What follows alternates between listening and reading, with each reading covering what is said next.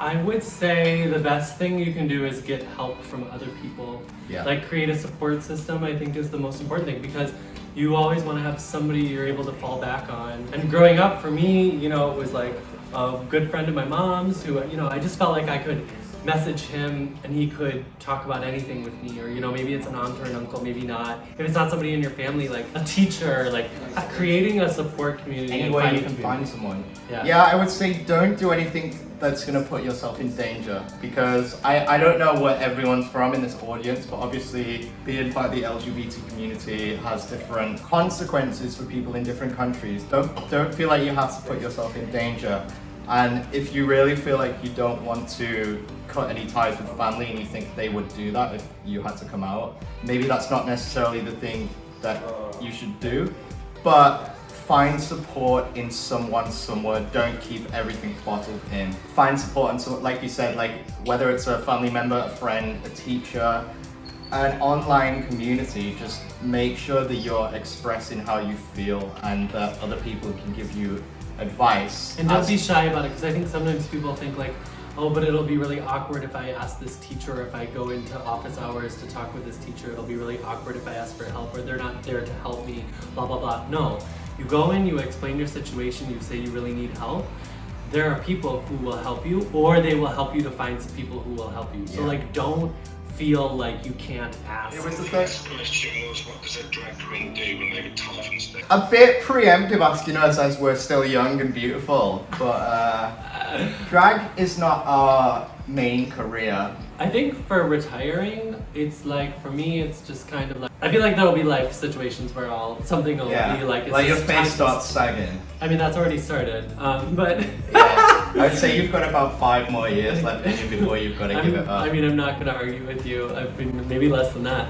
No, but I mean, basically until I'm not really enjoying it anymore, you know, and then it'll be time to bow out. I agree. Because for me, it's like, if I'm gonna be doing it, I want to do it, you know, really well. And if I'm not doing it really well, then I don't really want to do it. You know, that's kind of how I am with everything in my life. So it's like, at some point, it's gonna be kind of like, okay, I'm ready to move on from this, and I think it'll just really naturally happen. I mean, it's supposed to be fun. When you're not having fun anymore, you don't do it. Yeah, then you'll probably just stop. Yeah, honestly.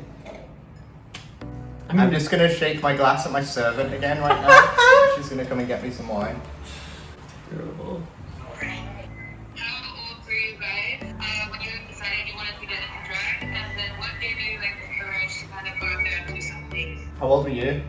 Oh, how old was I? I was like 24. 27 for 23. me. Yeah. 27 for me. But I think what really made me want to go and just do it was just knowing that I think that I would give a really good performance. Same actually, same. And that's a really big motivator, I think, when you're like, oh, I think that I would be good at this. Like with anything in life, you know, you're like, oh, I think I'll try this, because all you have to do with something is try. And for me, it really sort of was like, yeah, I want to keep doing this, and then I kept doing it, and kept doing it, and kept doing it, and kept doing it, and then 7 years have gone by, and I've done it for 7 years.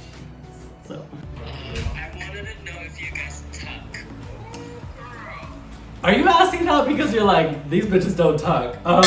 It depends on the outfit. Does it look like we tuck? You got a meaty tuck is what he said. Right. Simon, we don't like you anymore. You can fuck off. Simon, close your laptop down and fuck off. He was talking to you, right? No, I mean, look, I will tuck if it's necessary. Like for this outfit, it's not necessary, so I'm not tucking. I mean, the thing is it's also we just had like 2 minutes to get ready, so obviously we didn't tuck. Yeah, tucking like there's certain outfits where you absolutely have to do it, and you know, if you have something that's really like swimsuit, that's really tight, if I wear a swimsuit, I tuck. But if I wear what I usually wear, I don't tuck most of the time. Yeah, or what I do is I do half tuck.